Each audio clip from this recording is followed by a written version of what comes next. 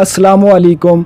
मैं रियाज अहमद अवान तहरीक आज़ादी कश्मीर के बेस के मुज़फ़्फ़राबाद से दास्तानी हुर्रियत डॉक्यूमेंट्री सीरियल में एक मरतबा फिर आप तमाम नाजरीन को खुशामदीद कहता हूँ। इस टाइम मेरे साथ एक इंतहाई सीनियर हुर्रियत पसंद रहनुमा जनाब चौधरी शाह वली साहब हैं। मैं आपको दास्तानी हुर्रियत डॉक्यूमेंट्री सीरियल में खुशामदीद कहता हूँ। चौधरी साहब, आप हमारे नाजरीन को यह बताएँ कि आपका तल्लुक़ मकबूजा कश्मीर के किस इलाके से? अस्सलामु अलैकुम रहमतुल्लाहि व बरकातुहू। मेरा तल्लुक़ डिस्ट्रिक्ट कुपवाड़ा तहसील टंगडार से है। चौधरी साहब, आप हमारे नाजरीन को यह बताएं कि आपके साथ ऐसे क्या वाक़यात हुए कि आप हिजरत करने पर मजबूर हुए? इसकी सबसे पहली बात तो ये है, जब से ये तारीख़ आज़ादी शुरू हुई तो उस वक़्त ये 1990 में हमने फिर ये अल्लाह के हुक्म से ये हमने आगाज़ किया। तो उसके बाद ये हुआ कि वहाँ भारतीय फ़ौज के जुल्म सितम इस कदर बढ़ गए कि हमारा वहाँ रहना या हमारा वहाँ जीना बड़ा मुश्किल हो चुका था। मेरे काफ़ी बरादरी के लोग, मेरा एक कज़न था जो कि वहाँ गांव का बहुत बड़ा आदमी भी था, नंबरदार भी था, लेकिन तहसील का एक बहुत बड़ा माना हुआ एक शख्सियत थी।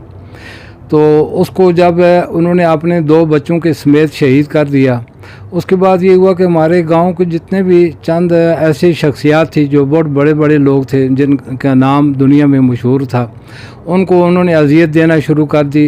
कई लोगों को शहीद कर दिया। कई लोगों को मेरी आंखों के सामने ऐसा भी हुआ कि उनके गोश्त उन भारतीय उन दरिंदों ने नोच नोच के खाए।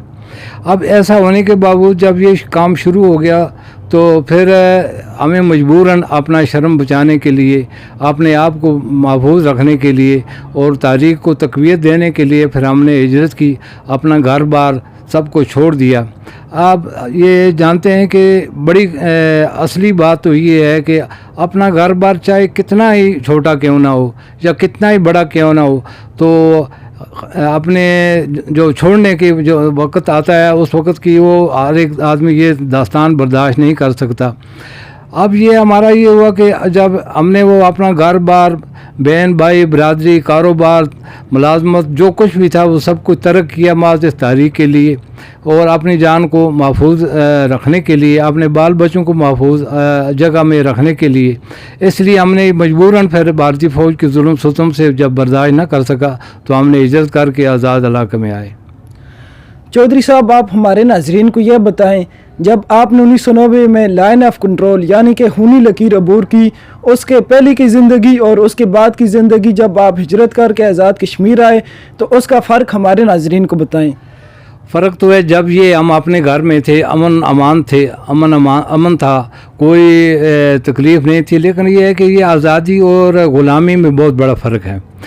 आज़ादी है, ग़ुलामी चाहे कितनी ही इंसान ऐश और इशरत में क्यों ना हो, सुख में क्यों ना हो, कुछ है अपना कारोबार क्यों ना करता हो, मुलाजमत क्यों ना करता हो, लेकिन ये ग़ुलामी है, ये तो एक शेर की तरह, जिस तरह वो एक किसी भेड़िए को रोज़ देखता है तो वो दिन को ताकतवर बनता है और शाम को जब उसको देखता है तो फिर वो लोग सूख के बिल्कुल उसी हालत में हो जाता है। वही हालत ही हमारी।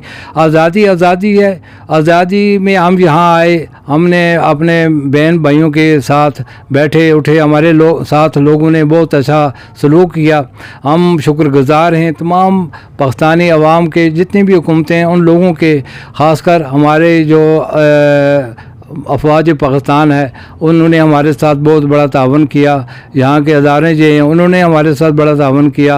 हमें खाने पीने के लिए, हमें रहने सहने के लिए जगह मुहैया की, हमारी मदद की, खाने पीने, हमें किसी किस्म की कोई रुकावट इस वक्त तक महसूस हमने नहीं की। ये एक आज़ादी का एक तरीक़ाकार था, ये आज़ादी की एक वजह थी जिस वजह से हम इस वक्त तक खुशहाल अपना ज़िंदगी बसर कर रहे हैं। चौधरी साहब, आखिर में पूरी दुनिया बिलखुसूस अक़वाम मुत्तहिदा से क्या कहना चाहते हैं?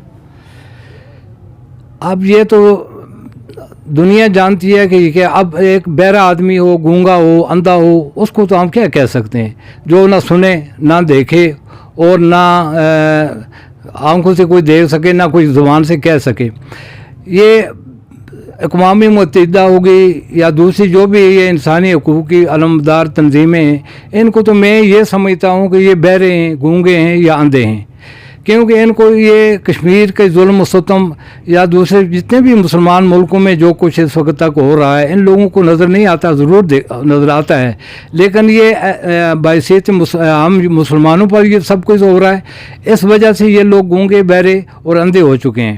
اب OIC سے ہم نے یہ درخواست کی تھی کچھ عرصہ پہلے بھی، ہماری حریت نے بھی یہ کافی دفعہ ان سے رابطہ کیا، لیکن اب حریت یہ OIC کے میں اتنے اچھے ملک بھی ہیں جو بہت بڑے طاقتور ہیں، وہ ہر طریقہ سے مدد کر سکتے تھے، لیکن میرا خیال ہے یہ کچھ اپنی کرسی کی لالچ میں یا اپنے کاروبار کی لالچ میں یا کچھ اور کچھ ایسا سوچتے ہوں گے جس وجہ سے وہ ہندوستان پر دباؤ نہیں ڈال سکتے. اگر وہ ہندوستان پر مضبوط طریقے سے دباؤ ڈالیں، اس کے ساتھ یہ کاروباری تعلق ختم کریں، اس کے ساتھ یہ جتنے بھی سفارتی تعلقات ہیں ان کو ختم کریں، میرا خیال ہے انڈیا پر بہت زبردست بوجھ آئے گا اور وہ ضرور کشمیر کے اس مسئلے کو حل کرے گا اور حق خود ارادیت کے لیے وہ آمادہ ہو جائے گا. لیکن ایسا ہو نہیں سکتا ہے، کرتے نہیں ہیں.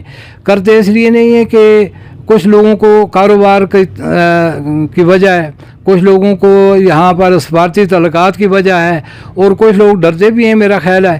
اب بڑی بڑی جتنے بھی عالمی یہ ملک ہیں، بڑی بڑی ملک میں جن کو یہ دنیا کے علمبردار کہتے ہیں، وہ تو غیر مسلم ہیں. غیر مسلم کبھی یہ نہیں چاہے گا کہ کسی مسلمان کو ہم مدد کر سکیں، وہ کرتے بھی نہیں ہیں. اور یہ تو رسول اللہ صلی اللہ علیہ وسلم کے زمانے سے اس وقت تک ایسا ہوتا چلا آیا ہے کہ کوئی بھی غیر مسلمان کی مدد نہیں کر سکتا. اور مسلمانوں میں بھی یہ جذبہ ہونا چاہیے کہ وہ ایک پلیٹ فارم پر جمع ہو کے ایک دوسرے کی کا خیال رکھیں، ایک دوسرے کے ساتھ تعلقات قائم کریں. اور خاص کر اگر OIC کہ جتنے بھی ممالک ہیں یہ ایک پلیٹ فارم پر آ کر یہ ایک آواز بلند کر کے کشمیر کے تنازع کو یک زبان اقوام متحدہ میں ان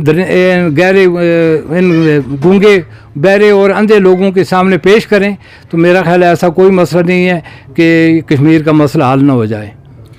جی ناظرین، یہ تھے چودھری شاہ ولی صاحب جو کہ اپنی داستانی حریت بیان کر رہے تھے.